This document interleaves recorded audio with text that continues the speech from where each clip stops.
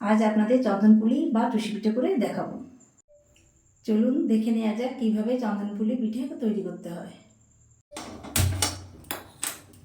চন্দনপুলি বা টুসি পিঠে ডো করার জন্য 4 কাপ কড়াতে জল নিলাম।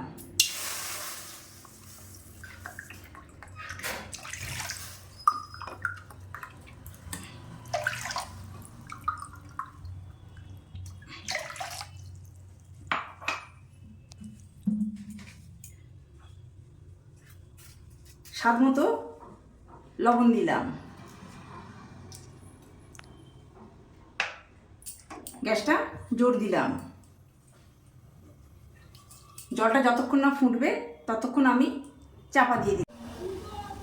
টুসি পিঠে বা চন্দনপুলি ডো করার জন্যে এখানে আমি 4 কাপ আতপ চালের গুঁড়ো নিয়েছি। 5 থেকে 7 মিনিট পর জলটা ফুটে গেছে।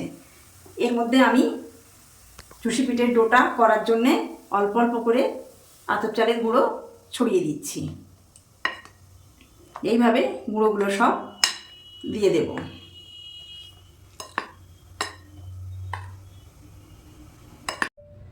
চার কাপ আতপ চালের গুঁড়ো ফুটন্ত জলের মধ্যে সব দিয়ে দিয়েছি। গ্যাসটা আস্তে করে দিলাম, দিয়ে 5 মিনিট মতো ঢেকে রাখবো। 5 মিনিট পর ঢাকনাটা খুলে ডোটা আমি এবার মেখে নেব।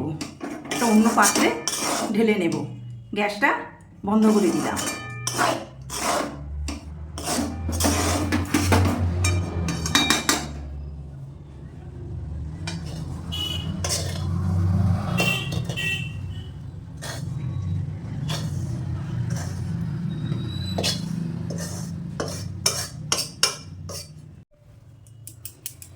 গরম গরম অবস্থায় চন্দনপুলি বা টুসি পিঠের ডোটা এইভাবে মেখে নিতে হবে যতক্ষণ না মসৃণ হচ্ছে। চন্দনপুলি বা টুসি পিঠের ডোটা মাখানো হয়ে গেছে। আমি 1 টেবিল চামচ ওপর থেকে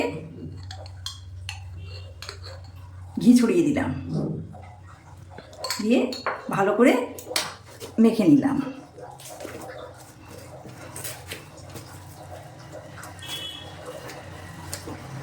এইভাবে মেখে নেব যাতে পিঠেটা ভালো হয়। চন্দনপুলি বা টুসি পিঠের ডোটা মাখানো হয়ে গেছে। অল্পটুকু নিয়ে বাকিটুকু একটি পাত্রে রেখে দিলাম।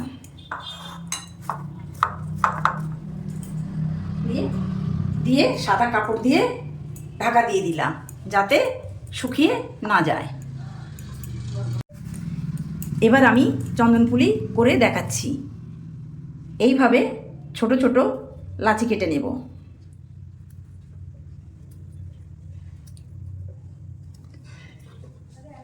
নিয়ে হাতের সাহায্যে এইভাবে লম্বা লম্বা করব। আপনারা এর থেকে ছোটও করতে পারেন এবং বড়ও করতে পারেন।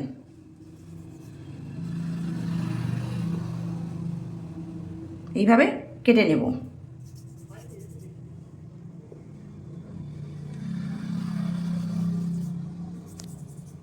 এইভাবে সব পিঠেগুলো করে নেব। চন্দনপুলি বা টুসি পিঠেগুলি আমার হয়ে গেছে। এবার আমি গরম দুধে ফুটিয়ে নেব।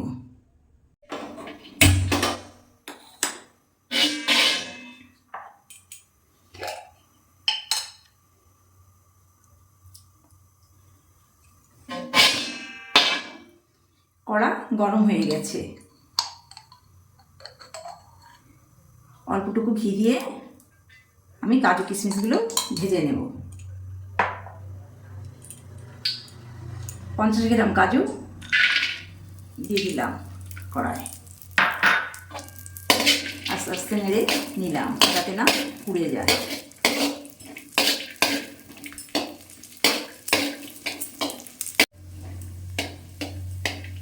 কাজুগুলি ভাজা হয়ে গেছে।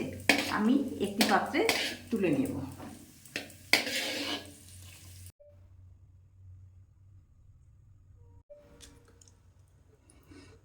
কড়াইয়ে আবার সামান্য ঘি দিয়ে কিশমিশগুলো ভেজে নেব।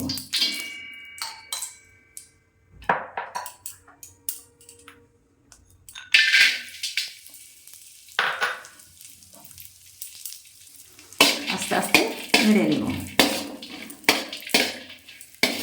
50 গ্রাম কিশমিশ ভেজে নেব। কিশমিশ ভাজা হয়ে গেছে, আমি অন্য পাত্রে তুলে নেব। চন্দনপুলি বা চুষি পিঠে করার জন্য আমি 2 লিটার আমুল গোল্ড দুধ নিয়েছি। দুধটা উষ্ণ গরম হয়ে এসেছে, এর মধ্যে 8 টেবিল চামচ আমুল স্প্রে গুঁড়ো দুধ দেব। এই 2 চামচ করে দিয়ে নেব, দিয়ে অল্প অল্প নেড়ে দেব যাতে না ডেলা পাকিয়ে যায়।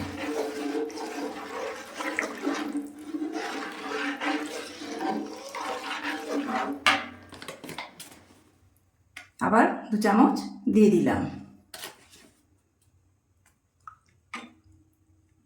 দিয়ে নেড়ে দিলাম। এইভাবে 8 টেবিল চামচ দুধ দিয়ে দেব। আমুল স্প্রে দুধটা গুলে গেছে, যতক্ষণ না ফুটবে ততক্ষণ আমি নাড়তে থাকবো যাতে না নিচে বসে যায়। দুধের মধ্যে 4টে তেজপাতা,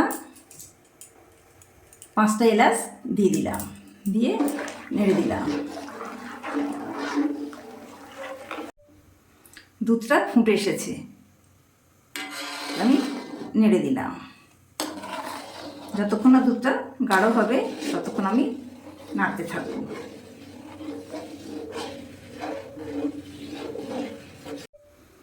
দেখছেন দুধটা ফুটে এসেছে, এবার আমি চন্দনপুলি বা চুষি পিঠে দিয়ে দেব দুধের মধ্যে। এইভাবে অল্প অল্প করে চারিদিকে ছড়িয়ে দেব, অল্প অল্প করে দেব, দিয়ে নেড়ে দিলাম। আবার দুধের বলক আসলে আবার তখন দেব।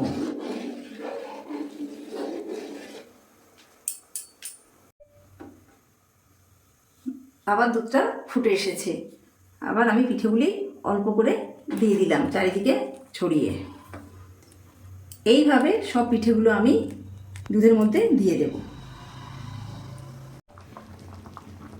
আগে থেকে ঘিয়ে ভেজে রাখা কাজু 50 গ্রাম দুধের মধ্যে দিয়ে দিলাম।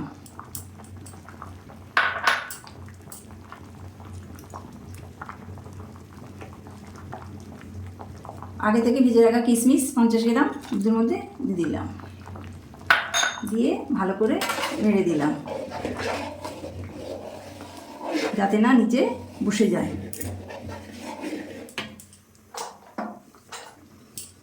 আড়াইশো গ্রাম বাতাসা দিয়ে দিলাম,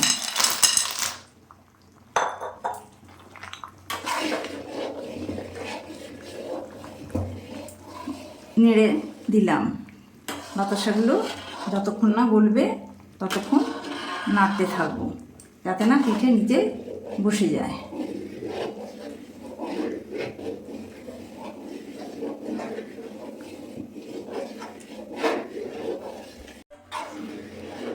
চন্দনপুলি বা চুষি পিঠেটা আমার হয়ে গেছে।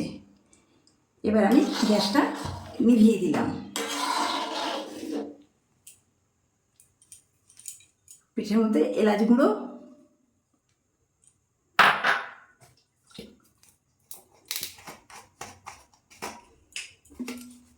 অল্প গোলাপ জল ছড়িয়ে দিলাম, দিয়ে ভালো করে নেড়ে দিলাম।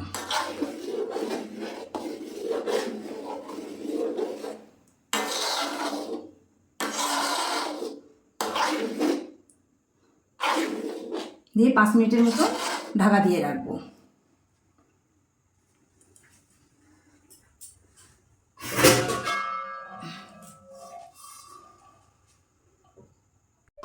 পাঁচ মিনিট পর ঢাকনাটা খুলে নিলাম।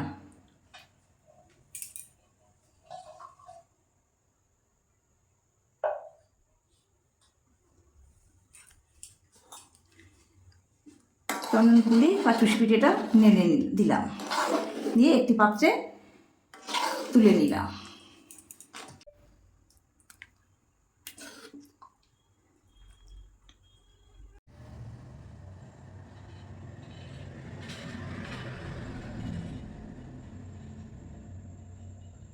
চন্দনপুলি পিঠেটি খেতে খুব সুস্বাদু হয়, আপনারা বাড়িতে একবার অবশ্যই বানাবেন। ভিডিওটি ভালো লাগলে লাইক, শেয়ার ও সাবস্ক্রাইব করে চ্যানেলটির পাশে থাকবেন।